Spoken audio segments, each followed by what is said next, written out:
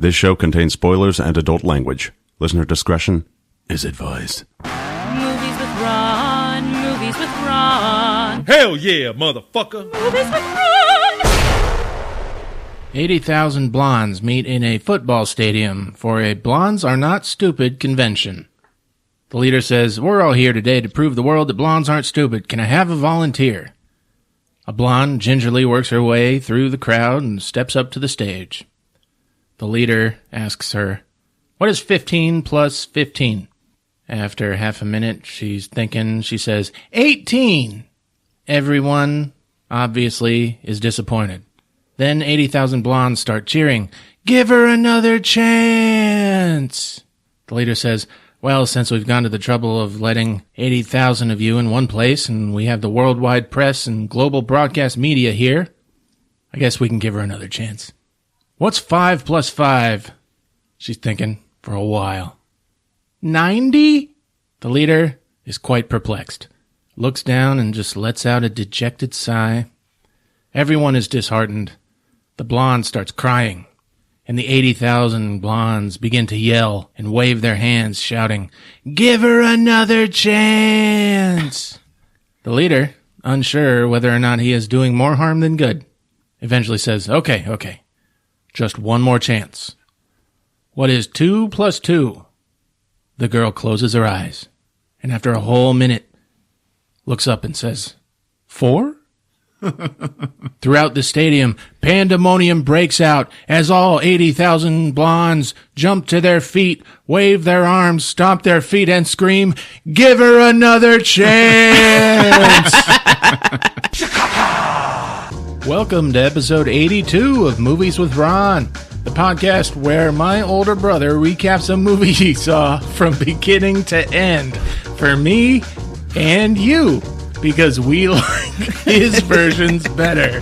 It's okay if you've seen the movie. It's okay if you haven't. It's okay if you haven't seen it. The experience is unique. So just trust us. Let's get it on. I'm Chris, your MC for the time being. Here with me tonight, our sound guy, Rick. Hey-yo. Nurse Candy. Hey, everybody. And here he is, folks. He's the ball cracker. Death on foot, bitch. You know him. You love him. He's Ron. Ron.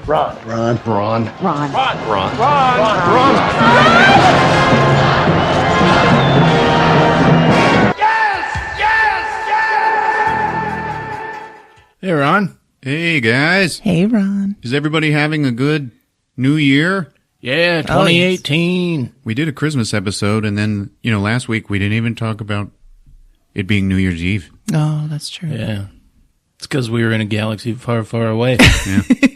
So the biggest what the fuck that I've read about that new Star Wars is, well, why didn't the First Order just jump through hyperspace up ahead of them and cut them off? Yeah. Oh. So yeah, that pretty much shoots the whole thing to the ground. My rationale was, why haven't people been doing that left and right? Turning around and kamikazing themselves against the Imperial fuckers, Why didn't they all do that? Why don't they just set ships on autopilot to do that? Yeah. Also, how did the bombs fall if they were in space? Well, those probably weren't really falling. They got like a system for that, That makes sense. Oh, yeah, totally. No, but the good guy fleet, eventually the one ship is left because the others keep running out of fuel. Mm-hmm. Could have kamikazed those, Yeah. Could have done some damage before everyone got killed. Yay, Star Wars. We still love it. Everything is going to be fine. Yeah. Congratulations, Disney. They just surpassed, all these movies they're making, the new Star Wars movies. They cost a lot of money, but they're making a lot. They're also getting the merchandising, residuals, all that. Mm-hmm. They just started turning a profit off of the fee that they paid George Lucas for all of Star Wars. Oh. So, yeah, good job to them. Mm-hmm. Yeah. So, episode 9 is Star Wars, the return on investment. The search for more money. want to recommend a movie. All right. Woohoo. It's from Belgium, from 2011. It's called Bullhead. Huh. Anybody seen it? No. Oh, man. All right. There's this guy, early 30s. He's a cattle raiser. Cattleman. Cows. Beef. He raises beef. What are they Okay. called? Anyways. He's very quiet. He walks around. He's all muscly and shit. He injects his cows with growth hormones and steroids and stuff. I don't know if it's illegal. I don't entirely remember the plot of this movie, but that's for your benefit because I don't want to spoil it. You gotta see this movie. Okay. So that's like a regular thing. He's injecting his cows. Then he goes home. Takes a shower. The day's work is done. And then he injects himself with growth hormones and steroids. Huh. Yeah. And you think, oh, this guy's, he's a piece of shit. He's, this is like an anti-hero thing. He's a bad guy that we're going to follow through this. He's not. Because you learn that he, has no hormones. And that this is he has to take it in order to be a regular person. Oh. He gets it from doctors. And so he has this weird connection to the cows. They're injecting each other, Yeah. The same shit. It's weird. Anyways, some gangsters get involved. He's doing deals with gangsters. For what? Beef? I don't know if it's he has to hide the drugs in his cows. I don't know. But it's a weird, they're the beef industry. It's fucked up. Yeah, that is a weird industry. Yeah. And one of these gangsters is a childhood friend of his. And he doesn't realize at first. And the childhood friend knows the secret of why he has to take hormones himself. And it's fucking tragic, man. This is a powerful movie. Bullhead from 2011. All right. Jackie, he's trying to date. Mm-hmm. He's going out to clubs and stuff, but he's just, he's having a rough time, man. He's not social. He's a powder keg. Okay. Waiting to go off. He's talking to a girl and you're like, oh, dude, finally. This guy, I feel so fucking sorry for him. And, talking to a girl, then some other guy starts chatting her up, one of the normal guys, and then, it cuts to him, dragging that dude outside and beating him to death. Wow. Ooh. Yeah. Jackie, he's a interesting protagonist and, it's pretty tragic, but you have to witness the power of Bullhead. And it ends in a climax that is, it changes you. You walk in a tailspin for days after seeing this movie. Anyways, hey, Bullhead, there you go. Yeah, cool. Wow. Sounds intense. Someone's in a mood. Yes. In the mood for fish fucking. Yes. What's the movie, Ron? The Shape of Water. Yeah.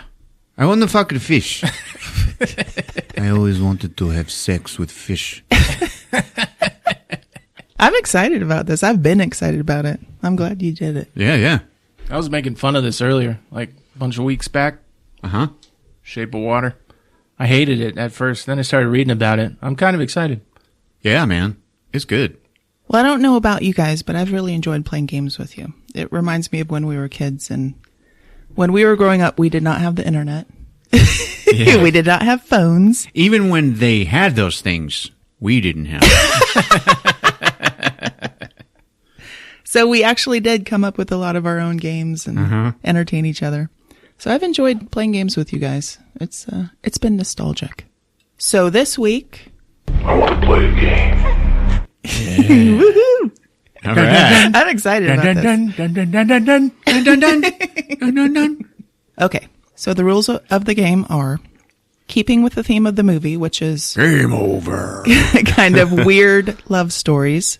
We were going to think of some of the bizarre couplings in film that we have seen. Right. And write a dating profile for one of the characters, and then we are going to guess what movie that is from.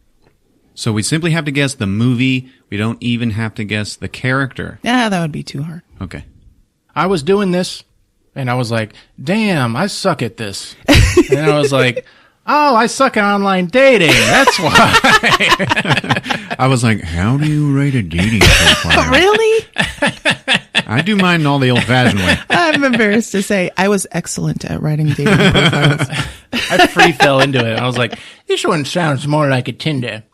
That one sounds more like a Craigslist. Get paid to fuck. Wanted, nude house cleaner. I will be respectful. Okay, so who's going to go first? Rick. Military retired. Lives at home with dad. Takes care of dad. Fancies giving tracheotomies. Also fancies nurses. This is all translated from German as well. The Princess and the Warrior. Ooh! Yeah, man. I've never seen that. Yeah. High five. Do I win game? All right, I'll go. All right, this is from, I feel like I have to point out, it's from the female perspective. Well, that's okay. All right. You'll probably think I'm pretty hostile at first, until you get to know me better. I have a weak spot for old souls, especially guys in the waste management industry. Dance with me under the stars and I'm yours. I have no legs. Oh. Come on. Waste management. I don't know. Come on. All right. Wait. Nope. It was Eve from Wall-E. Oh, dang. Yeah. Waste management. Good Yeah, job. that was damn Dance good. with me under the stars. Oh, I have no legs. There you go. Jesus. that was good. This is hard. I had some dirty mannequin pictured in my mind. I've never seen it. Yeah, I wanted it to be the dark backward. Okay, my turn. Thrill-seeking blonde looking for a quick fling with an overprotective dominant male. Must have a short temper and a penchant for biplanes. My biggest turn on? Body hair. King Kong.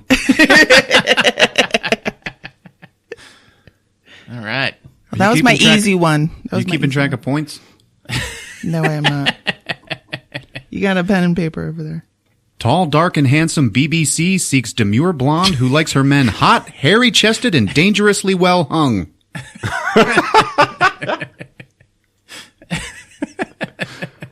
What's a BBC?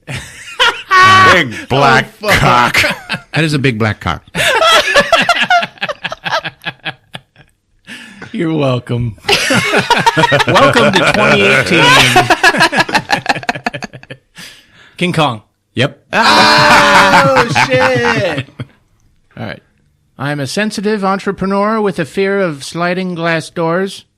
I tend to seem really deep in thought, but don't worry. I'm mostly just thinking about pudding. Don't believe anything my sisters say about me. Punch drunk love. There you go.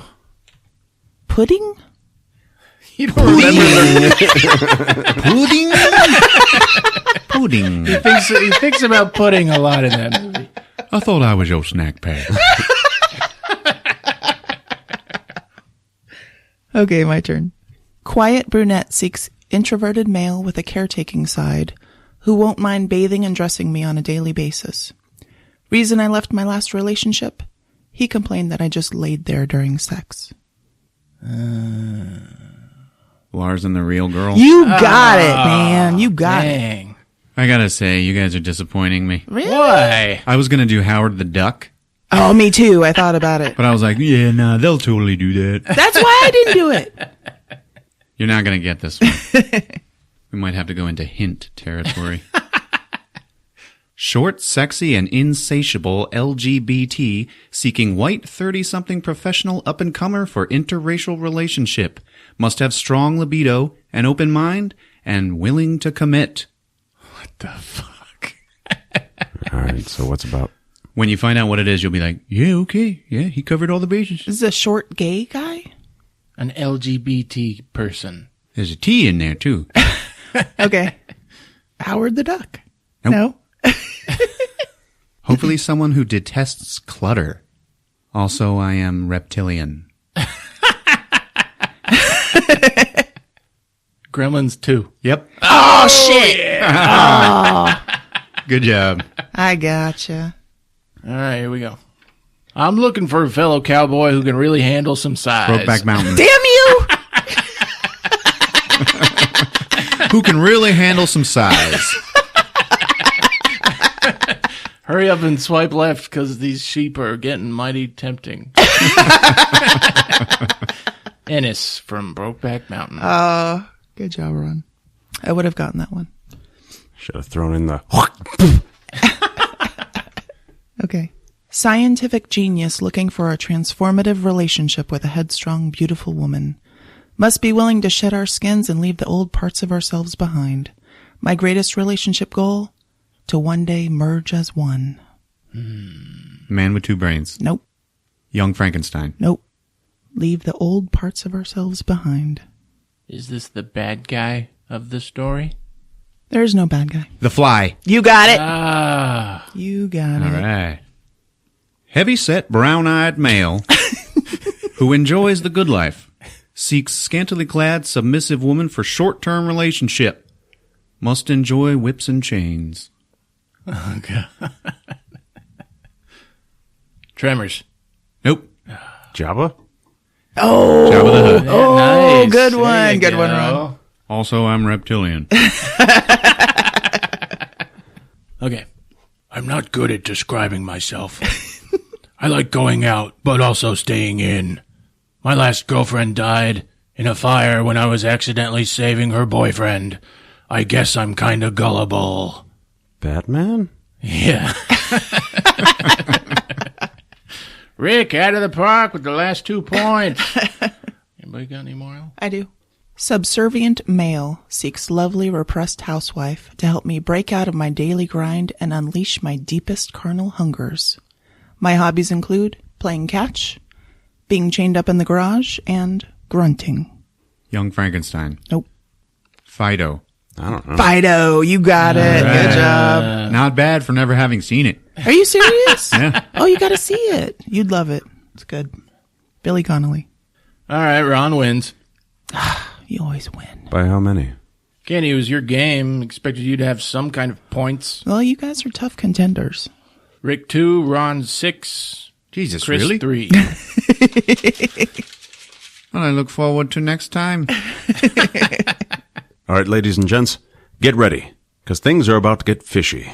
But that's okay, because if it smells like cologne, we'll leave it alone. This is The Shape of Water on Movies with Ron. It's showtime.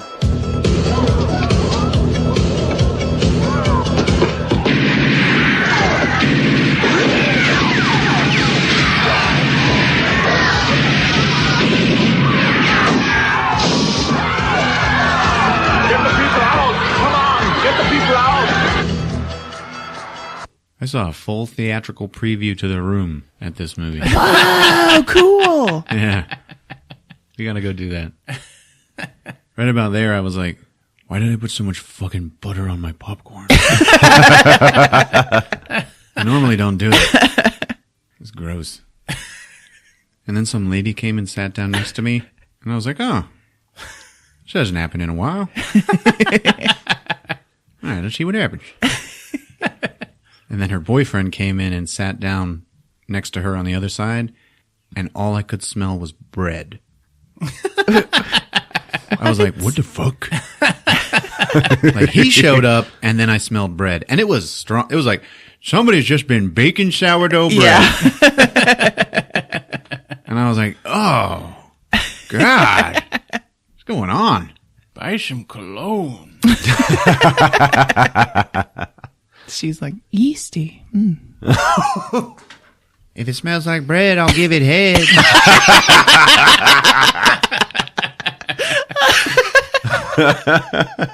You mentioned sourdough. That's a gross It bread. was not a good bread smell.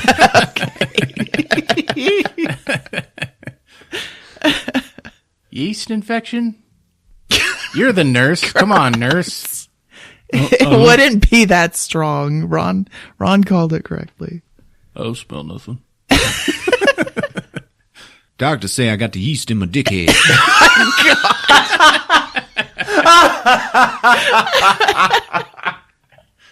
All right, so some logos happen, and none of them were underwater, and I was like, the fuck?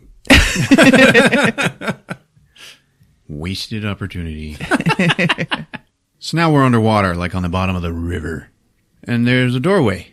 Yep. On the bottom of the river. We go through it, and now we're in like a flooded apartment hallway. And there's like lights hanging and shit that are like on. And it's like, what? Underwater? Yeah. We go into this apartment, and it's flooded. And there's like tables and chairs drifting around in the water. And it's all like BioShock. Yeah. And then our good old buddy Richard Jenkins starts narrating. If I spoke about it, what would I tell you? Tell you about the time when the princess reigned? Or the fact that it's all in a small city by the coast? Or about her, the princess without a voice? You know, it's a tale of love and loss, and the monster who tried to destroy it all. The Shape of Water. And now we see the main girl of this movie, like, she's in her apartment, it's all still flooded, and she's sleeping, but she's like floating up in the water. And it's Amelie. Really? Isn't Amelie the star of every one of his movies? The Manic Pixie Dream Girl. Yeah. Yeah. And then she wakes up from her dream, and she's in the same apartment, and there's no water. So here we are in her apartment that is part of Rapture from BioShock. Seriously. Jesus Christ. We get it. And her apartment is above an old movie theater, an old cinema. She starts boiling an egg, and then we see these weird scars on either side of her neck. There's like 3 scratches on either side. Like, they look like gills. But they're fucking scratches, okay? Okay. They're why she's mute. As we're looking at that, she drops her clothes, baby. She is naked as fuck. She draws a bath, turns on an egg timer, and then jumps in and starts furiously masturbating. For real? Yes, that's not No. added by me. Is she, Whoa. Oh, yeah. is she mute throughout? Yes. Oh. And the timer goes, ding! Guillermo likes to show us clocks in this movie. Whole lot of clocks. Big black clocks. So time is a theme. She leaves for work. She goes next door. Living next door is Richard Jenkins, who is an old gay artist. Mm-hmm. And he does art for like Jell-O advertisements and shit like that. Oh. He's talking with her, and that's where we learn she's mute. She starts signing with him, like, have something to eat. She makes him food. She like kind of takes care of him because he's like a shut-in. And he's always educating her about old movies and stuff, and they watch some like Shirley Temple shit. You know, tap dancing. So she's leaving, and she like tap dances down the hall. And it's like, oh, okay. She's pretty happy. It's kind of a shit life so far, but she's made it her own. She's walking out to the bus stop, and she stops in a store window, and she's like looking at a pair of red shoes. Let's talk about the color red. Let's talk about colors. This movie, very color-coded. It's very obvious. Red and green. Red, green, and yellow, baby. That's all this movie is. Yeah. And shoes, that's a thing. She's sitting on a bus stop bench next to a big, giant, fat man holding a birthday cake with one slice taken out. It's just a symbolism for time. Oh, wow. There you go. Aging. Yeah. And she's whistling, and she's happy. She goes to work. She works a night shift. She's a cleaning lady at the Occam Aerospace Shit Center. There is a giant clock outside on the wall. It's like part of the building. She goes inside. Despite clocks being everywhere in this movie, she is late for work like every day. There's a big line of people waiting to punch in. And there's Octavia Spencer. She's there in line, and she's like, Amelie, get your ass over here. Come on. She lets her cut in line. And there's like other people that are like, hey. And she's all sassy. Get fucked. I love Octavia Spencer. Oh, yeah, She's man. great. Like this other lady's like, I'm going to report you. Yeah, you do that shit. Go right the fuck ahead. So, and then it's like a montage of those two. They're like cleaning partners. And they're cleaning like all this top secret shit. Like, you know, a wind tunnel. There's like a giant jet engine in it. Yeah. That powers the wind tunnel. They're like dusting it and shit. So then they walk into another main set piece, which is the room with the big water tank in it. And there's trash all over the fucking floor. And Octavia, she's so fucking awesome. You motherfuckers want to get some of the trash in the can? That's what it's there for. And they're like, oh yeah, oh shit, sorry. And there's like a whole bunch of techs working there. Yeah. Like they've obviously just unpacked some shit. And then the scientist boss is like, okay, everybody. All right. I have an announcement. Today we're getting a new asset, okay? And it is probably the most important and secret thing we have ever had at this facility. And they're all like, huh, yeah, okay. And then it arrives! And it's like this big iron lung looking thing that people are like, push it into the door. And it's got windows on it, but it's full of water. Fragile. Yeah. As they push it in, we hear like, fucking whale song and shit. Amelie like walks up to it. She's like, oh, I'm just going to stop working and just look in the window. And there's this big fucking webbed hand that just like boom up against the window. Oh. And she's like, oh, Jesus. And everybody's like, whoa, come on, get it in here. You guys, out of here. They usher them out. Yeah. As they're leaving, in walks big swinging dick Michael Shannon. And he's like, sucking on a candy. That's what he does throughout this whole movie. Green candy. He walks in with his like big old square jaw. And he's like, fuck off. And it just cuts to the next day. And there's Richard Jenkins and Amelie. And they're in a pie restaurant. That's all they serve is pie. Wow. Hell yeah, dude. Fucking pie. You got that right. Shit, yeah. Let's quit this podcast and make pies with Ron. That would be so awesome. Shit. I'm in. I'm for it. It's called like Dixie Dan's Pies. Oh, in the movie. Okay. And she's signing to him. He's like, yes, pie is just fine for breakfast. It's okay. Just fucking go with it, all right? So they go up and they're ordering pie from like the sexy, yeah. Oh, this movie takes place in like 1962 or something like that, okay? Okay. Is she like whispering in his ear when she wants to say something? No, she's signing. She does not whisper. Okay. All right. So he's about to order some pie from this like sexy pie man who runs the place. He's got a white apron and one of those little white fucking diner hats. Yeah. Is a sexy man making pies? Is Yeah. it- Well, he's serving them. Is it his age? No, he's young. Oh, okay. He wears a chef's cap. No. Like a naval cap. A fucking diner hat, you guys. A diner hat? What does that look like? Oh, you can start by sweeping the floor. Yeah. From Back to the Future? Yeah. Okay. Gotcha. Hats with Ron. Hats for bats. So Jenkins is like, yeah, hey, I've been here before. Yeah, you're a fan of the key lime pie, huh? And he's like, well, yeah, it's he's all nervous. It's a treat. I like to, give myself, every day. Poor guy. 2 to go. And he's like, yep. Oh, okay. Y'all come back now, you hear? And they're leaving, and he's like, do you think he meant it? Aww. So now they're at home eating the pie, which is like neon fucking green. And it's obviously disgusting. Amelie's like, He's like, don't spit it out. We'll save it for later. He goes and puts them in the fridge. His fridge is full of neon green key lime pie. Oh, jeez. So they're watching some old musical on his little TV. And he's like, yeah, he's getting all nostalgic about the past. He's like, if I just had any advice for you, it would be like, take better care of your teeth and fuck a whole lot more. And she's like, Next morning, same routine, right down to the masturbating in the tub. Oh. Every day. At work, she and Octavia are cleaning a men's room. And Octavia is like, yeah, here we go. Some of the best minds in the whole country. And they're peeing all over the floor. When you look at that, there are pee freckles on the ceiling. My piece of shit husband, like even he makes it into the can sometimes. And then Michael Shannon walks in.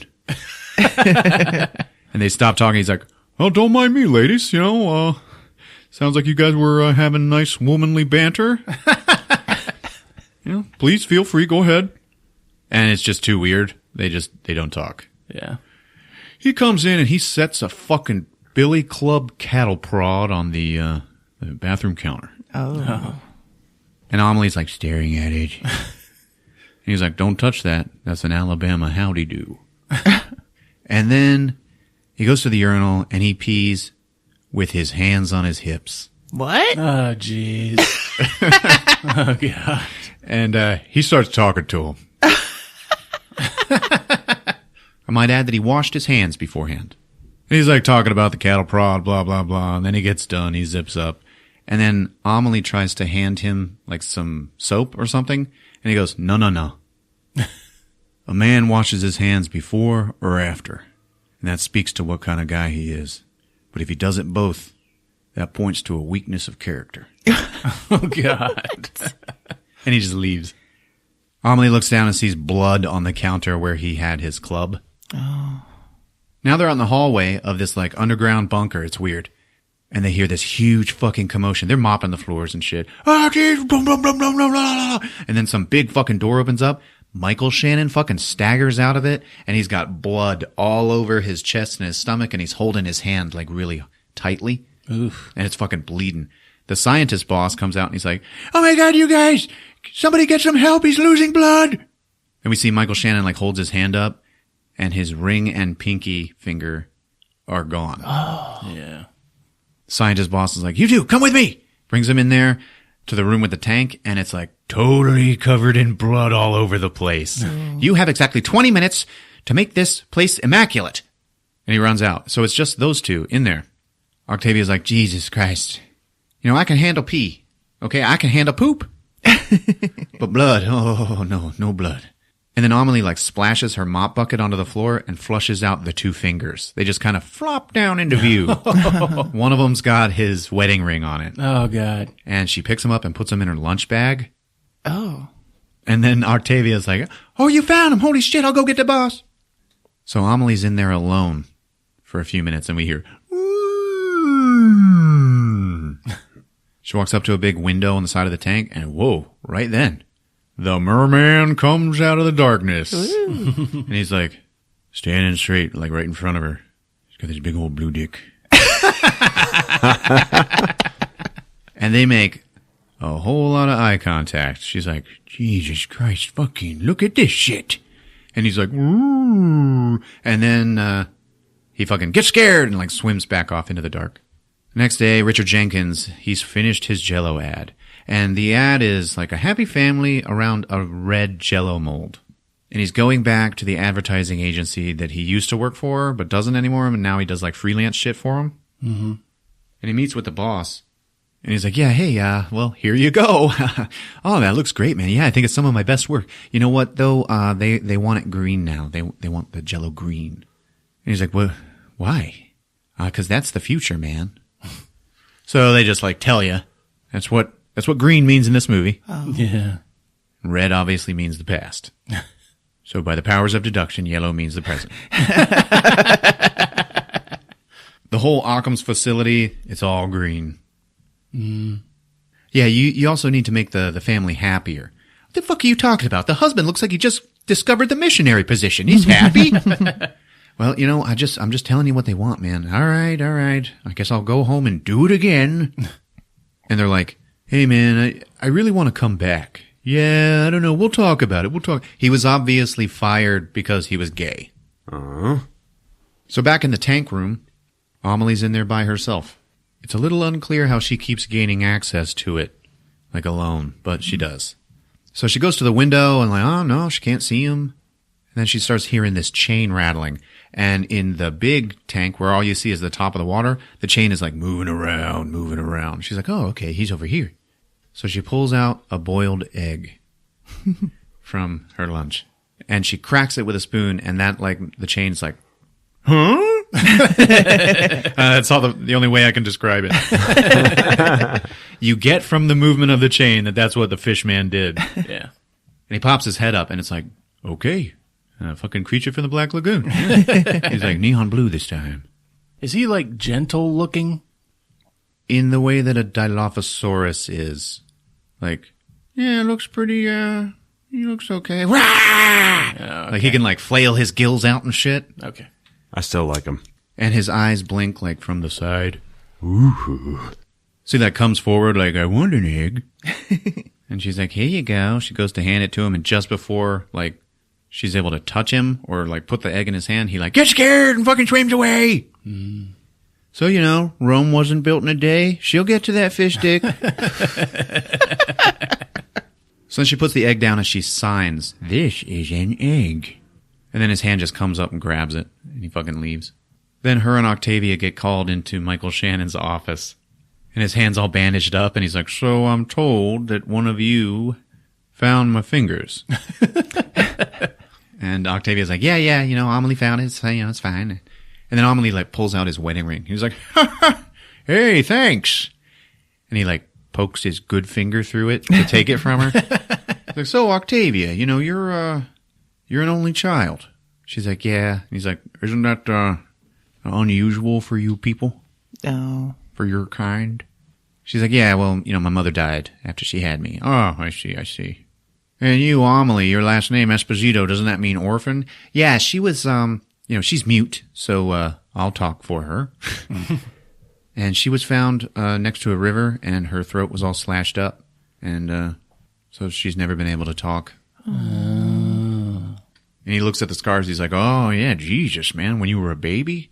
Yeah, they cut your voice box, didn't they? I see that. That's a horrible way to treat a baby. Now, listen, I want to talk about the asset that's in that room you guys clean. Okay, that thing is an affront. Octavia, do you know what an affront is? And she's like, something that offends? He's like, yeah. It's an affront against God. We are created in God's image. You know, you think God looks like that? I guess not. No, he looks like me or you, but probably more like me. God. Yeah, man. He's like, I personally dragged that fucking thing out of the muck down in South America and brought it here. And along the way, we didn't get to like each other much. And it's like, oh, damn. So South America. Yeah. A creature from the Black Lagoon. Yeah. It's obviously a spiritual sequel. So when you guys are in there, you just clean and get the fuck out. They're like, yeah, okay. And then he gets a phone call from his boss, the fucking general. He's like, I heard you got some fingers bit off. Yeah, General, it's okay, though, because I still got my thumb, my trigger finger, and my pussy finger. And you can hear the general go like, well, it sounds like you're going to be all right then. Yes, sir. Don't you worry about that. Now, they actually sewed his fingers back on. And he's like, he was like, I don't know if it'll take, but, we'll see. Oh, yeah, they had mustard on them. And Octavia's like, yeah, she put them in her lunch bag. That's all she had. He's like, yeah, thanks. Anyway, General, I'm looking forward to your visit. We need to make some decisions about this asset. And then it cuts to Michael Shannon at home. And it is weird. Oh. These are the only times in the movie where it's like sunny. Yeah. All right? And everything is yellow. He's at home with his blonde wife and his 2 kids. And she's like, how's your fingers? And he's like, well, I don't know. It'll be okay. We'll see. She's like, okay, kids, go to bed. And you, Michael Shannon, would you meet me upstairs in a few minutes? So go upstairs, and he's sitting on the bed, and she's walking up in front of him. He's like, I've been thinking about, I think I need to get a new car. And she goes, oh, yeah. How about a Cadillac? And then she pulls out a big, beautiful tit. Just one. And it's like, yeah. Guillermo. I heard this was a surprisingly sexy movie. Yes. And then it just cuts to him doing her on the bed. And he's just like, pounding away. And she's like, oh, yeah. Oh, Michael Shannon. Oh, yeah. And then he reaches his bandaged hand up and he puts it over her mouth. And she goes, oh, God. No. Oh, you're bleeding. You're getting blood all over me. And he just goes, be quiet. Oh, my God. Silent. I want you to be silent. Yeah. Oh, yeah. I want you to be. I want you in silence. And it just cuts away. So. Oh, shit. Yeah, he was thinking about Amelie. Yeah. Just cuts to her the next day in the fucking Fishman room with a record player eating lunch. Oh, Jesus. And like playing some music. Like, how is this happening? Yeah. She puts an egg down. A hand comes up and takes the egg. And she smiles and she stops the record player. And that makes the fish man come up like, hey. And she like signs to it music. And she's like putting on different records and shit. And then they both smile at each other. He smiles? Yes. Oh. Anyway, time goes by and she keeps bringing more eggs and more music. She like puts on different records and everything. And then it's just like a fucking montage of her mopping with Octavia, and she's like smiling. Octavia's like, the hell are you so happy about? Amelie won't tell her. Then it cuts to her mopping in the fucking tank room alone. And there's the fucking fish man in the window, like watching her mop. She's playing music and she's dancing with the mop and shit. And the fish man is just like, bend over.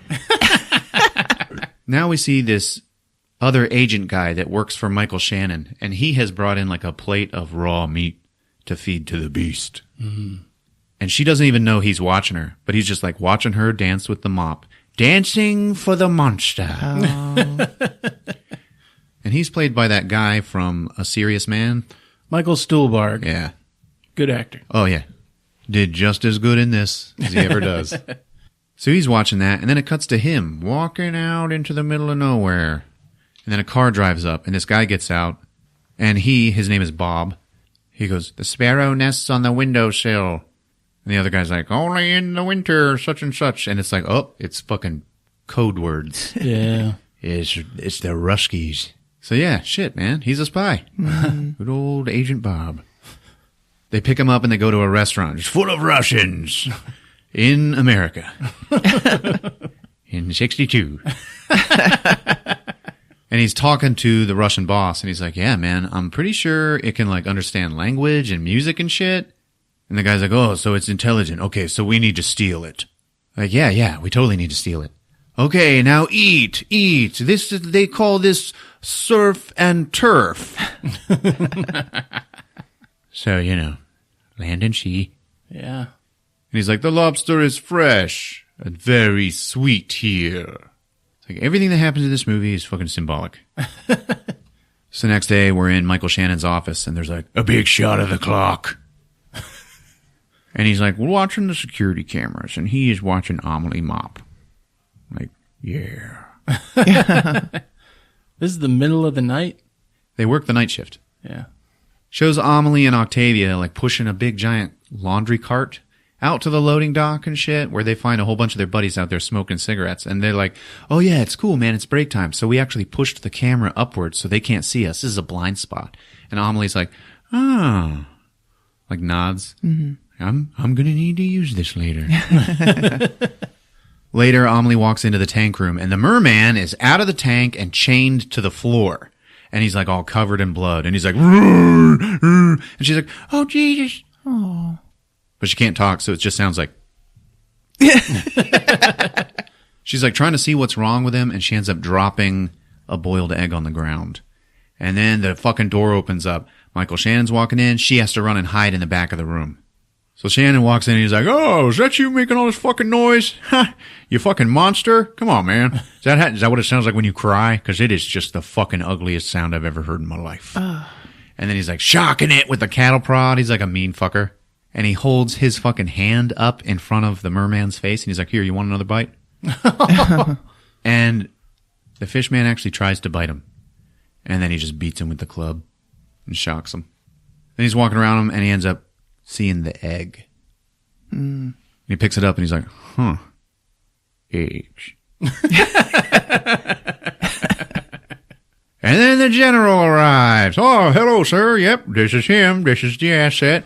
Jesus Christ, you weren't kidding. This thing's bigger than I thought. Fucking goddamn fish man. He's like, yeah, down in South America, the locals, they worshipped it as a god, of the river. And they would, like, leave it offerings and shit. Yeah, these are the same locals that were, like, fighting the oil drilling with bows and arrows. Oh, yeah. It's fucking pieces of shit, And then Bob is like, he walks in. He's like, hey, General, look, man, it's got 2 sets of lungs. It can breathe underwater and out of water. And we really need to try to understand this thing. Yeah, General, because of the hard cartilage, in front of them, the x-rays, they don't work. So I advise that we vivisect the fuck out of this thing. Oh. And the General's like, yeah, I see. Right then, Agent Bob is just like, man, no, you guys, General, you can't do this. And while he's trying to explain to the General why the asset should be saved, he sees Amelie hiding in the back of the room. But he doesn't say anything. General's like, how many stars do you see on my shoulder? I make the fucking decisions. I'll let you make your case, but, we'll do whatever I see fit. So they leave, and Amelie sees them talking through a window, and it's all silent, but it's obvious that they have decided to kill the merman. Mm-hmm. Cutting to her at home with Richard Jenkins, he's like, you say it's a fish man? And she's like, yeah, we gotta save him. How the fuck are we supposed to do that? You work in like the most secure place ever, and you did say fish man, right? Like it's a fucking merman. Yeah, he's like the loneliest thing I've ever seen. And he's like, well, you know what? We're just never going to talk about this ever again. How about that? She's like, no. She gets all mad. She can't talk, but she's like really moving around all hard and stuff. And then she's just like, say what I sign. And he's like, okay. And he's like, what am I? I move my mouth like him. I make no sound like him. All I have ever done, all that I am, has brought me to him. Oh, yeah. He doesn't know that I am incomplete. He sees me for what I am. He's happy to see me every day. I have to save him, or I will die. Jesus Christ, Amelie. No, I said no. What can you and me do? We're nothing, okay? And then he starts to leave, and she's banging on the wall to make him turn around, and she signs, like, if we don't save him, we really are nothing. Yeah. He's like, I have to go and sell my green Jell-O sign. So he goes off and does that, and the guy blows him off again. Like, it's not a good time, man. We don't like gays. He didn't say that, but it's like obvious that he is just fucked. So he needs to drown his sorrows in pie. He goes to Dixie Duke's Pie Palace. And he's like sitting there at the bar. And the pie man is like, hey man, you okay? Yeah, I don't know, I'm having a bad day, and he's like, well, you know what? Here you go. This one's on me. And he hands him a piece of red pie. Oh. He's like, wow, really? For me? Yeah, it's a thing. We really need to, I try to, sit down with the customers and, try to get to know them and be a friend. And Jenkins is just like, uh-huh. Yeah, like a bartender. Yeah, I guess, sort of. Well, I'd like to get to know you better. And he puts his hand on the pie man's hand. Oh, no. Who then rips it away. And he's like, what the fuck are you doing, old man? No.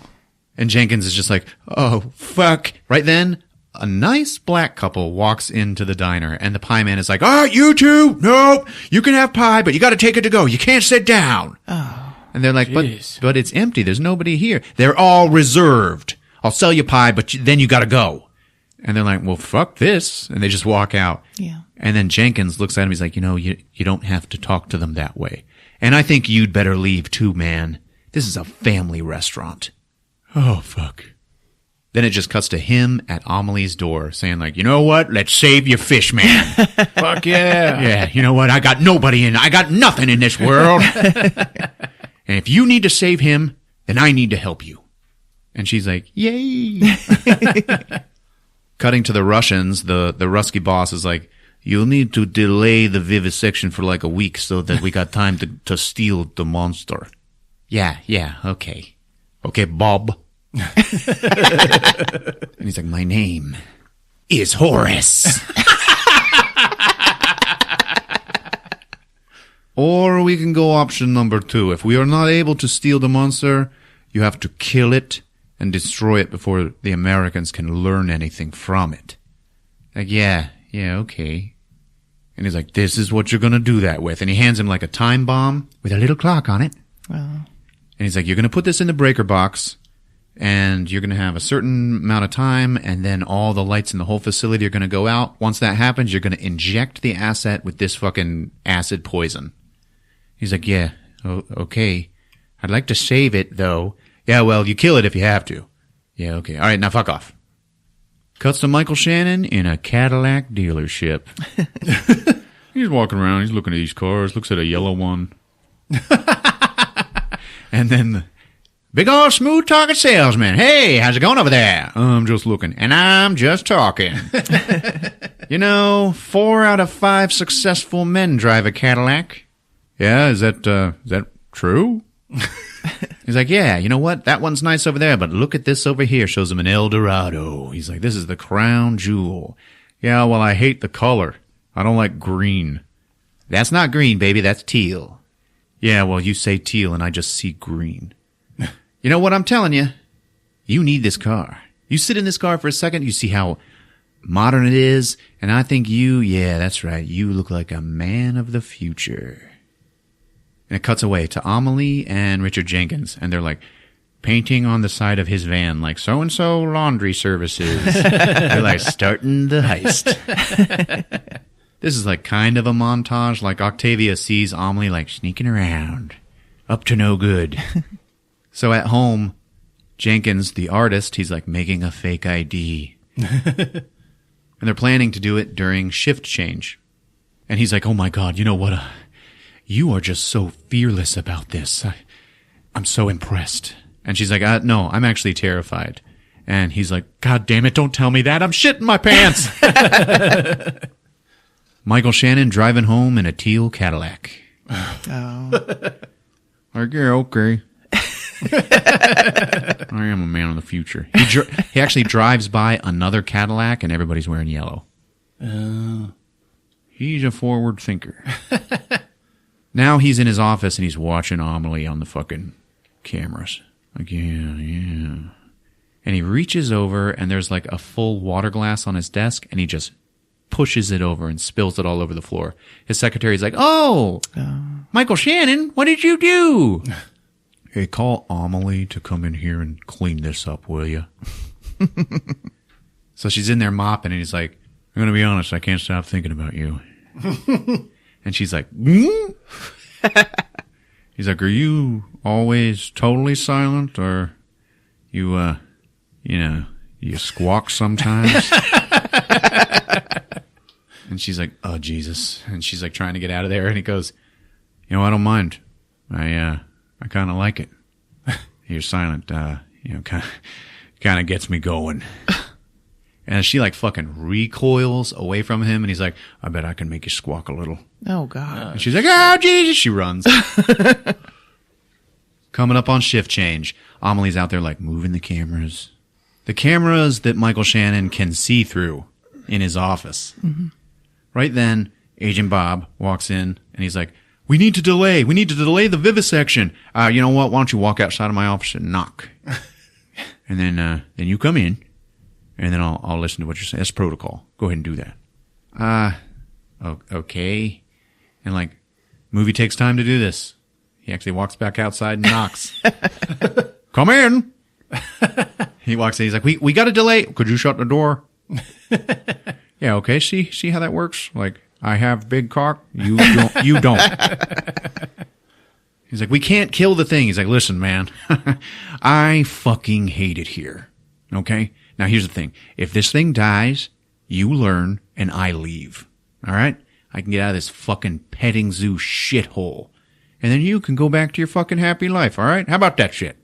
Right then, Agent Bob over his shoulder sees the camera moving. And he's like, oh shit.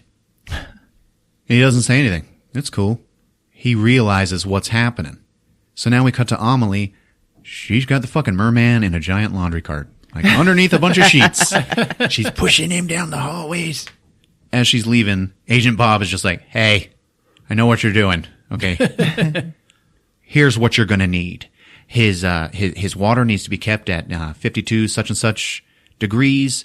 Okay. You're going to need to salinate the water. You can use ordinary table salt and this. And he hands her this like box of chemical flakes or something. And he's like, you got to sprinkle this in his water every 3 days. Oh. And she's like, geez, okay. He gives her the chemicals. He's like, raw protein, okay? That's a must. That's his diet. Yeah, okay. And then Jenkins is like, driving the van into the security. And he's at the gate. And he's all fucking nervous and shit.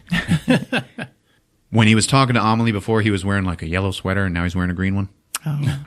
So he gets up to the guard shack, and the guard's like, you got your ID? Yeah, here you go. It's his fake ID. Michael Parker. Is that you? All my life, you know. I'm not scared. Cuts over to Octavia, and she sees Amelie pushing a big giant laundry cart. They're about to need to clock out, right? So she's like, what the fuck? Mm-hmm. Cuts to Octavia, and she's clocking out for work, right? And she's like, where the hell is Amelie? God damn it. You know what? Okay, I'm going to break the rules. I'm going to clock her out. So she does that, and then she's like, I got a bad feeling. She's looking around. She finds Amelie pushing this big giant laundry cart, and she's like, oh, Jesus Christ. She figures out what's happening. She goes and just stops the laundry cart. So it's between the two of them, and she's like, don't you fucking dare. I know what you're doing. Do not do this. Like, we are going to get in so much fucking trouble. Right then, Michael Shannon sees this laundry van at the front gate over the cameras, and he's like, hey, what that laundry van, is that a thing? The guy's like, it's not scheduled. Michael Shannon calls down to the guard shack like, fucking stop that van! The guard is not answering the phone because he is busy figuring out the ID is fake. And like, he's a good guard. He's like, get out of the van! Points his gun, and Richard Jenkins just fucking panics. Oh God, please, I'm no good at this. Oh man. He just folds like a deck of cards. Bob, who has already gone and planted his bomb in the circuit breaker box to go ahead and shut the power down, he sees what's going on, and he walks up to Octavia and Amelie, and he's like, you guys doing this or what? Yeah. And they're still kind of fighting over the cart. The merman is just hiding in the cart. He's like, you guys only got a few seconds before the lights go out, and that's when we need to do this. He turns around, looks at the front gate, because they're at the loading dock right there near the gate. And he sees Jenkins in the van getting hassled by this guard with his gun out.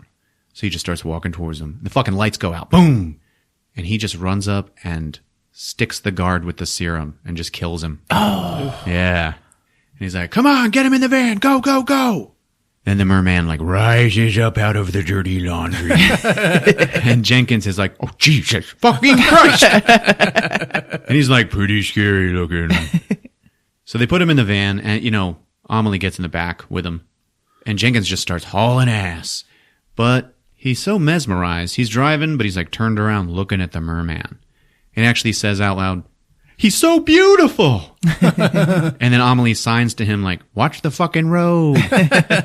He turns back and he's like, oh shit. And he runs into Michael Shannon's Cadillac. Oh, shit. Fucks it up.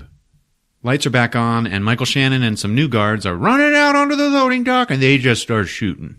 Shannon's like calm, and he's like shooting at the tires of the van, and you can see his like 2 sewn-on fingers. But he doesn't get the van, and they actually get away. He goes and runs back into the tank room and finds the merman gone, and he's like, God damn it! Cuts to Amelie's apartment, and they're in the bathroom. She fills up the tub, and she puts him in it, and he's like, like dying, you know? So she's like, and she grabs some salt, puts it in the water. She's like mixing it around, pouring that chemical into it, so it just looks like puke. Oh. And then the merman's breathing fucking slows down, and he dies. Oh. And then, nope, he's okay. I'm fine. The movie's only half over, so. Jenkins and Amelie are like, oh my fucking God. Thank God. They're relaxing. Michael Shannon is investigating the bomb that went off in the circuit breaker. He smells it. He's like, yeah, it's Bolivian or some shit. You can smell the magnesium. It's a Russian bomb. Yeah. He's like, okay, it's fine. You know what? Don't tell the general. I got a few days. And then his little lackey is just like, I already called it in. Oh. You fucking what? God damn it. And then somebody's like, Mr. Shannon, the general's on the phone. So he's talking to him, and he's like, yeah, it's gone, okay, but that's fine. I'll get it back, okay? I will get it back. Well, you fucking better. Yeah, listen, sir, I cannot be in a negative frame of mind right now, okay? He, like, tells the general this. And the general is like, okay, I understand. Like, you need to think clear to solve the situation, so fucking do it, okay? Yeah, that's what I do, sir, okay. Amelie goes to this canal that's, somewhere in the downtown area. And she reads that during the month of October, the rains are going to be so high that it will join in with the ocean. And she's like, okay, so that's when I'll dump him in the canal. I just got to keep him alive in my apartment until then. So then she writes that date down on her calendar in her house. It's next to a fucking clock. So she goes grocery shopping and comes back, and Jenkins is like, hey, yeah, okay, you got this, you got that, all right, good. Oh, is that for me? And she's like, And it's like a card, and she brings it in to the merman and hands it to him. And it's like a, I'm glad you're my friend card. And the merman's just blinking at it like, the fuck? But, he gets it. So the next day, Octavia and Amelie, they have to go to work and act like nothing's wrong. And the whole place is on high alert. Everybody has to clock in and then go get fucking interviewed by Michael Shannon. Meanwhile, at home, Jenkins is sitting in the bathroom, like, watching over the merman. And he's sketching him. And the merman's just kind of sitting there, looking at him, like, blink, blink. And Jenkins is just like, so, have you always been alone? Or, did you used to have someone? Blink, blink. Yeah, I've always been alone. I don't know. Sometimes I just feel like I was born too early or too late, Oh. And the monster is just like, mm-hmm. So it cuts to Octavia and Amelie getting interviewed. Shannon's like, yeah, I see by your time cards you guys clocked out before the incident. So, but is there anything, trivial that you have noticed? Anything small, anything at all, anything trivial? Octavia, trivial means unimportant. Yeah, I got that, okay. You notice anything? No, not at all. How about you? And he's talking to Amelie, and she's just like, She said she doesn't see anything either. God, what the fuck am I doing interviewing the fucking help? You guys are just shit cleaners and piss wipers. He says that? Yeah. Oh. And he's like, all right, go on. Get the fuck out of here. So Octavia leaves, but Amelie does not, and she just starts sign language to Michael Shannon. And she's just spelling out, fuck you. And he's like, what did you just say? Octavia comes in. She's like wrangling Amelie back out of the room. She's like, it's okay. Come on now. What the fuck did she just say? She says, thank you. Thank you. And Amelie's got this smile on her face like, I just stole your merman. And she's not playing it very cool. Back in the bathroom, Jenkins has fallen asleep. With a big, beautiful sketch of the merman in his lap. The merman's like, I'm bored. So he gets up and he just like quietly walks out into the living room. We're actually in Jenkins's house at this point. Jenkins has a bunch of cats. And on his, his art easel, he's got a bunch of sketches of the merman. And he goes up, he's like looking at him like, damn, this guy's pretty good.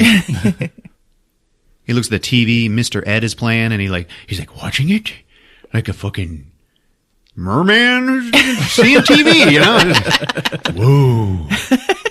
That horse is talking. What's a horse? And then he hears meow. And he looks over, fucking cat. And he's like, ooh. And he starts coming up towards the cat, and the cat fucking hisses at him. And then he, like, ruffles his scales, and he's like, wah! The cat's like, oh, shit! Right then, Jenkins wakes up, and, oh, shit, merman's gone. Oh, Jesus Christ. He walks into the living room. The merman is bent over something, like, oh, no! Oh, God. He's like, hey! The merman turns back. His face is covered in blood, and the cat simply has no head. Oh. And it's, like, pretty gory. Jeez. And Jenkins is like, no! This scares the hell out of the merman. He's like, roar! And he fucking runs by him. As he runs by him, he fucking accidentally cuts Jenkins' arm with his claws. Jenkins like goes down, and the fucking merman just runs out of the apartment and escapes. No. It goes down the hallway and leaves. Jenkins is like bleeding all over the place. Oh shit. Amelie and Octavia are at work, and the Agent Bob finds him, and he's like, hey, okay, so here is some more of that chemical. You gotta dump it in his water in like a couple of days, all right? Is everything going okay? She's like, uh-huh. Somebody runs up, they're like, hey, Amelie, you got a phone call. Just cuts to her walking into the apartment at Jenkins's place. Obviously, he called her for help. And she's like, oh, Jesus Christ, you're bleeding. He's like, yeah, I'm okay. He ate Pandora. And she's like, Jesus. And he's like, you know what? It's fine. It's okay. He's a wild creature, and we don't have any right to ask him to be anything else. It's fine. He's got like 8 other cats. So it's no big deal, really. Go find him. She runs out into the street, and like, he is nowhere to be found. Oh. She's fucking looking around. And then she sees on the movie theater sign, there's like a big bloody claw print. She's like, oh, well, he's obviously in the movie theater. She runs inside. He is in the movie theater. He's like standing in the middle of the theater watching a movie. There's nobody else in the theater. It's this old 40s movie called The Story of Ruth. I don't know. It's another movie about like forbidden love and shit like that. He's just watching it. And there's this guy, he's working in a quarry. He's in bondage, so it's symbolism. She walks up and he turns to her and he's got all this blood running down his face from the cat. No. And she's like, and she just puts her hand up on his heart. And then he's like, oh, okay. I'm calm now. She takes him back home. And now he's like squatted on the floor, like looking at the other cats. And Jenkins is like, no, please don't play with the kitties, The merman has gotten the gist that he was not supposed to do that. So he's like nice to the cats. And he kind of like scurries over to Jenkins. And he puts his head down and puts Jenkins's hand on top of his own head. And then he puts his hand on Jenkins's head. Like, I'm sorry. Oh. I know I ate your cat. And he starts glowing blue. So he's like, emotional. And then he looks down at Jenkins's hand, where he scratched him, and he puts his hand over it, and then he glows blue again. Jenkins is like, oh, yeah, you did that. But, it's okay, man. I totally forgive you. It's fine. Cuts to Shannon, and he is still interviewing suspects. Now he's talking to Bob. Hey, so you don't have any idea who put that bomb in the circuit breaker? No. So I guess, you're going to be leaving us soon here, because your whole thing was studying the merman. Well, only if you don't find him, but you said you had leads. I do, yeah, that's right. He's like looking at him like, I don't know. I don't know who it is. Yeah. So Amelie's got the merman back in the bathroom. And they're just like looking at each other. And then he goes to put his hand on her heart and she like freaks the fuck out and fucking runs out. Cause she's like, oh shit, stuff was getting serious there. So now she's out on the couch and she's getting ready for bed. She stops. She looks back at that bathroom door. And he's in there going like, ooh. And she goes back in. And then she just drops her clothes. For real? Yep, she's naked as fuck. Whoa. Damn. She's a pretty nice butt, I guess. And walks up and steps into the tub with him and then pulls the curtain shut. Whoa. Yeah. Cuts to the next morning and she's on the bus and she's like, and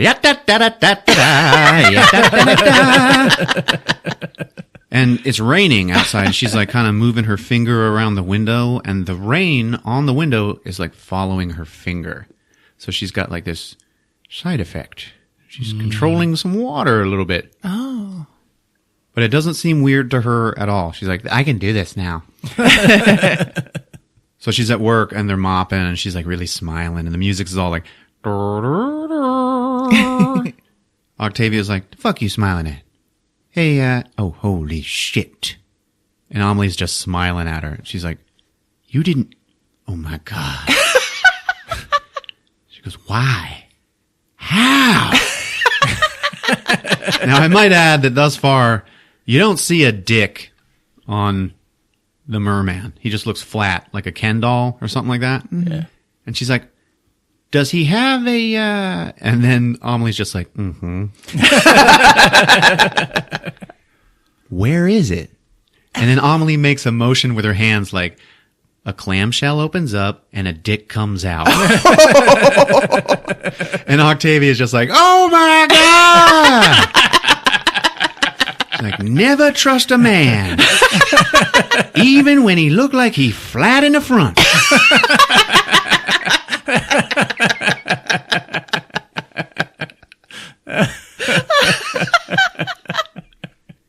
Cuts to Bob in his apartment.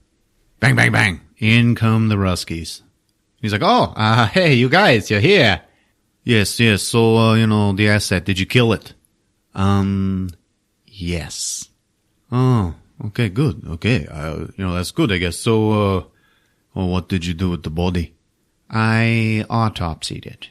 Oh, really? So, then you destroyed it. Did you learn anything? Yeah, some stuff, but it's no big deal. So that's it. Yeah, that's it. Okay, you going to wait for a call? Yeah, okay, cool. And we see the whole time Bob had a knife behind his back, ready to fucking kill him. If they were going to fuck with him. Cuts to Michael Shannon at home, and his two kids are like, oh, can we watch Bonanza? No, that's too violent. Hey, look, honey, I made some green fucking Jell-O. Oh. He's like, yeah, that's great. He's just sitting down, fucking hating life because he lost the fucking merman. His wife is like, I'm thinking of getting the kids a Puppy. Because his kids, they're only 10 or 11. They can't spell. And he's like, ugh. And he just gets up and leaves the house, goes out and sits in his car. And it's raining, but he's just sitting there fucking thinking. And then he smells something. And then he smells his fingers and he's like, oh, Jesus. And we can see that they are maybe a little bit dark. Oh. Yeah. And then he squeezes one of them and all this pus oozes out. Oh. He's like, shit. And he's taking pills. So back at Amelie's apartment, she's in the bathroom with the merman. She turns on the sink. She stuffs a towel under the door and then turns on the sink and lets it overflow. She looks at him and she signs to him, you and me together. And he's like, there's no way I've been here long enough to know sign language yet. But I think I might love you. So she gets naked again. Yeah! Now the floor is flooding and it's flooding down into the movie theater. Oh, no. Below him. And there's this old man who's sleeping in the theater and it drips into his mouth. And then he turns into a fucking merman. Fuck off. The big old clam dick. Jenkins in his apartment is sleeping and his alarm goes off. He's like, oh, Jesus. He gets up and he's trying to wake up and get ready. And then he walks by the mirror and he's like, what? Comes back and he looks. He's got hair on his head now. Oh. From when the merman touched him. And he looks down at his arm, totally healed. Wow. Oh, Jesus Christ, fuck yeah! And then bang, bang, bang on the door. He opens it up. It's the landlord, the guy who owns the movie theater. He's like, they're fucking flooding everywhere. Look at this. And there's water just rushing out from under Amelie's front door. He's like, oh, God. Oh, it's probably a pipe or something. I'll fix it. I promise. Yeah, you fucking fix, okay? I had to give money back to all of the fucking movie ticket people. Cutting into the bathroom. The whole fucking room is now full of water. Amelie, gets up to the top of the room and, takes a breath and comes back down. And they're just together in the bathroom and totally submerged. Oh, my gosh. And they just start kissing and he starts glowing. For the second time, love making. Jenkins gets in her apartment and her bathroom door is just spewing water from all around it. And it's and he's like, Amelie, oh my God. And then he just opens it up and the whole thing just floods out. God. Stupid. Yeah. And then he just looks in the bathroom and he's like, oh. And then he just shuts the door again. And he's like, yeah, okay. They're happy. It's fine. Thousands of dollars of damage. Bob gets called by the Russian boss, and the guy's like, in 48 hours, we're going to extract you. Oh, really? 48 hours, and I'm going back to the motherland? Yeah, totally. All right, then. So it's later that night, and the merman is like watching all the rain outside of her apartment, and his breathing is like, getting a little labored. So he, he's probably starting to get sick because it's been a little while since she's gotten some chemical from Bob. Oh. The general is in Shannon's office, and he's like, okay, so you fucked up? Yeah, I fucked up. But you know what? A guy, okay, a decent man, he's loyal, and he fucking gets everything done for you for fucking 13 years now. And, you know what? I just need you to, I expect a little something in return. I'm asking you, when is a good man done proving himself, sir? And the general's like, a decent man? Huh, yes. There are two kind of decencies. One is a decent guy who, like, doesn't fuck stuff up. He has the decency to not fuck up. We like that kind of decency. The other kind, we kind of sell it because we don't have any use for it, So let me tell you what. 36 hours from now, our universe is going to have a hole in it in the shape of your outline, okay? And you're going to move on. You're going to move on to, like, the next universe, okay? And we're just going to go ahead and plug on without you.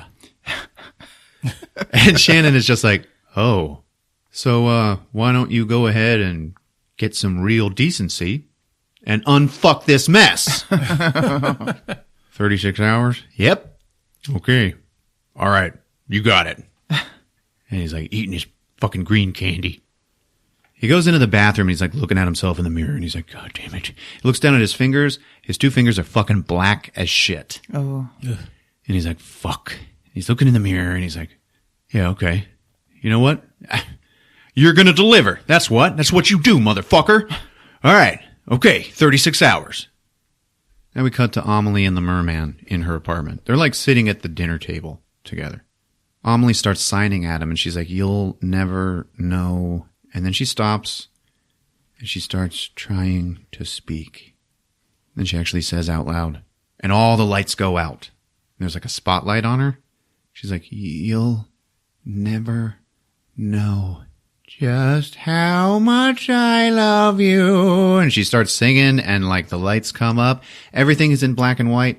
And she is on like a 1950s stage with like dancing girls and shit. Yeah. And her and the merman are like doing a song and dance routine. And she's singing this song to him.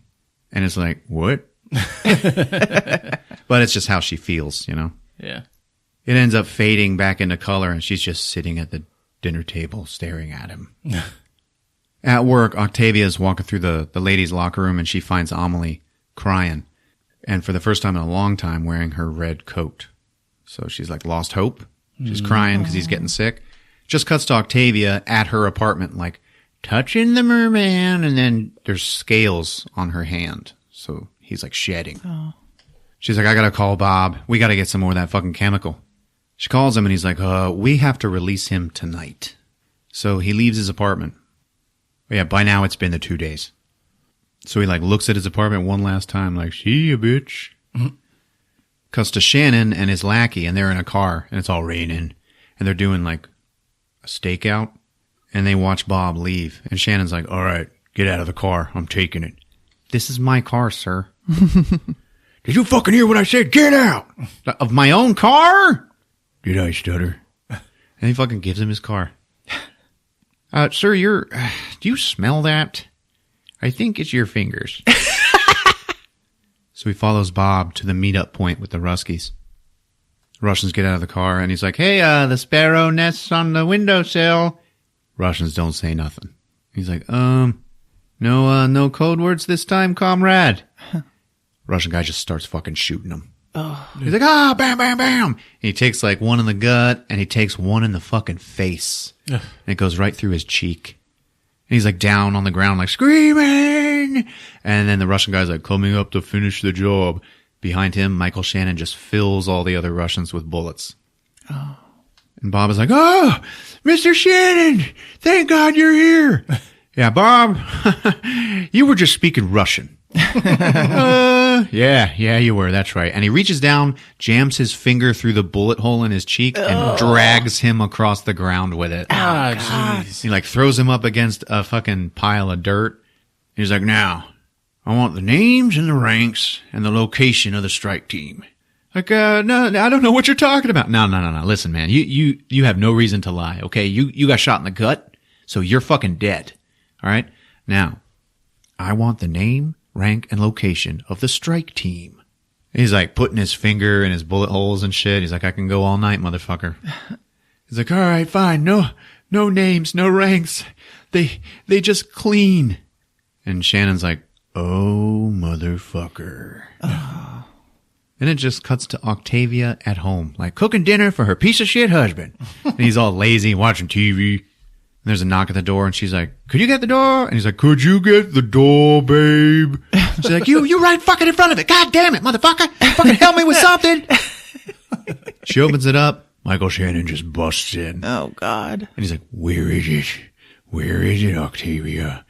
Her husband just goes, Octavia, who is that man? Michael Shannon does not even pay attention to him at all. Where the fuck is my asset? Then the husband stands up to like defend his wife.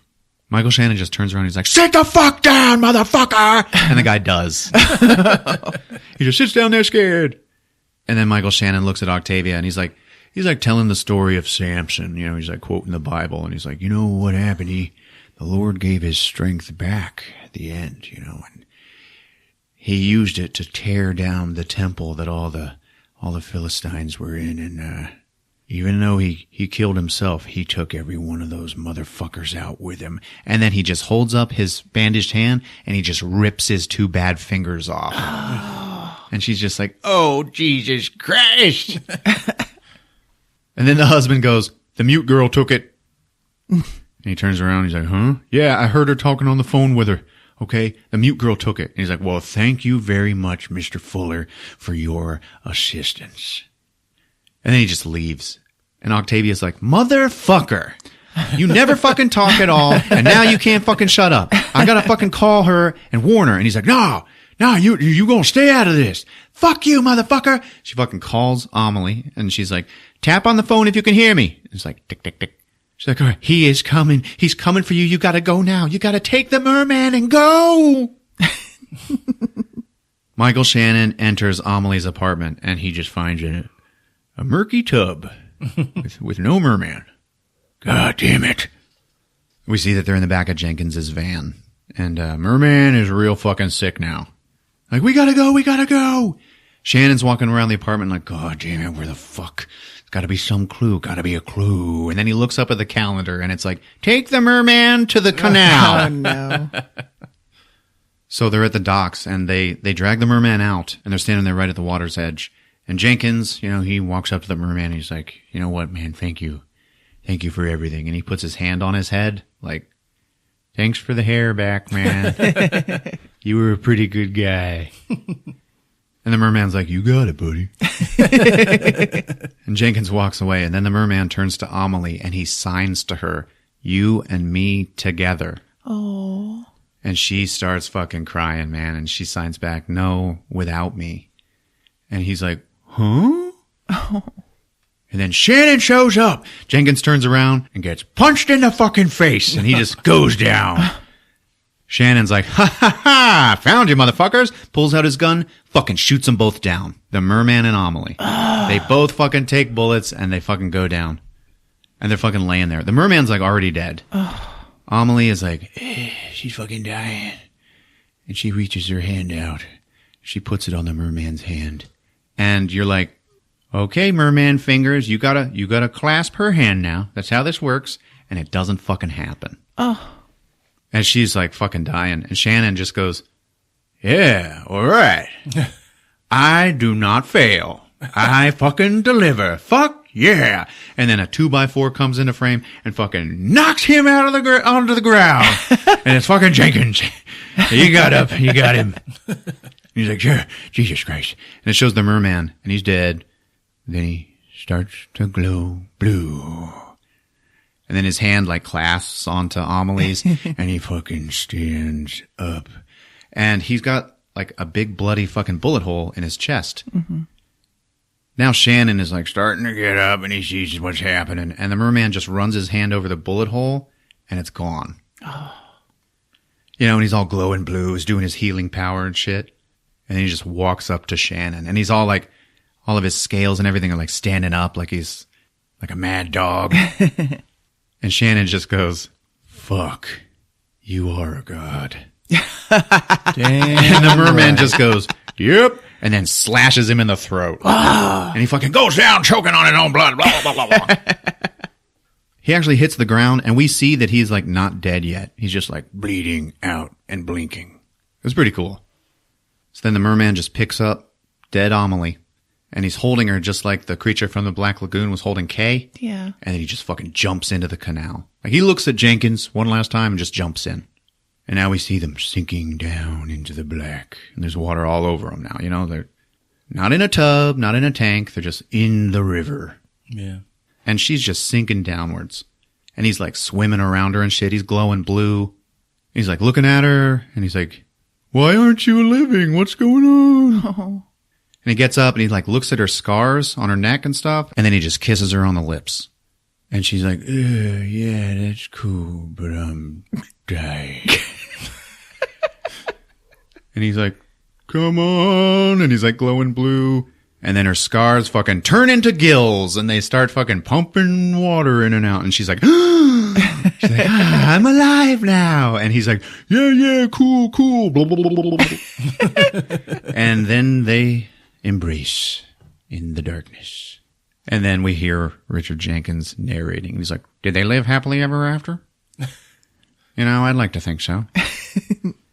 Really, the only thing I can think to tell you is I'll recite a poem for you. It was written by someone in love. Unable to see you, I find you all around me. It humbles my heart, for you are everywhere. And then it's like, The Shape of Water! Oh. Da-na-na-na. The credits. So there you have it. Good job, Ron. Thanks. I loved this story. It was a great fantasy movie. I really enjoyed this. Yeah, it was a pretty good fairy tale. That's what it was. I want a fish woman. It was a heist movie. Yeah. Yeah. Filling the bathroom with water, that is just irresponsible. Oh, I know. It was like a Mickey Mouse cartoon about Yeah, it. I was like, do you want to get caught? She's like, I don't care. I love him. She was just horny. Yeah. They made it a point to make that known with the daily masturbation. Oh, yeah. Give me some clam dick. I love everyone in this movie. Yeah. It's fucking weird. Yeah, man. A great cast. Yeah. So, favorite Richard Jenkins roles? Witches of Eastwick. Oh, yeah, that's right. That was a good one. I think it's time to go to bed. Step Brothers and Let the Right One In. Oh, yeah. Two polar opposite roles. That's Yeah. his skills there. Oh, yeah. It seemed like Octavia wasn't grossed out. Her main reaction was, it has a dick? Yeah. I love that. She's such a realist. You went ahead and fucked him. How was it? Did it stink? I imagine it wouldn't smell like fish. It would probably smell like a dirty pond. fish tank. Yeah. That's worse than a fish smell. It is.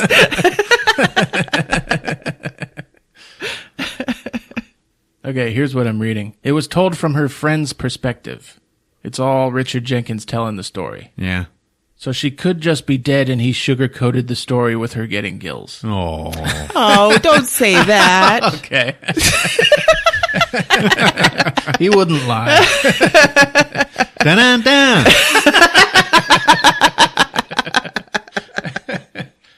Is there an end credits scene where he goes back into the pie shop with long flowing locks? No. The pie man still wouldn't be gay, so. The hair could turn him. Give me some of your key lime. Michael Shannon and those fingers. Yeah, that was cool. Yeah. So they were just rotting. There was no the tie-in with the merman. Nothing special about him. No, they just didn't take. Okay. Yeah. The merman could have healed the fingers Yeah. and then turned Michael Shannon around. Yeah. Had only Michael Shannon expressed some sort of like understanding. He's got this new movie I want to see called Pottersville. Yeah. Have you heard of it? I think so. It's like a Christmas movie. Look at him on the cover of this fucking movie. Trying something new with Pottersville. They like photoshopped half a smile on his face. Hey there, folks. If you're using iTunes or Apple Podcasts and you like what you hear, leave us a rating and review. We'd really appreciate it. We got Twitter at Movies with Ron. There's a Facebook page. If you're on a desktop, check out movieswithron.com. It's been fun. Yep, we love you. See you guys. Take care. Movies with Ron.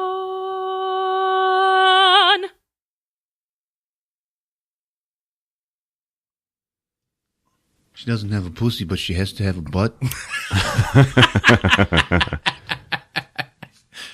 That was perfect timing. She doesn't have a pussy, but she has to have a butt.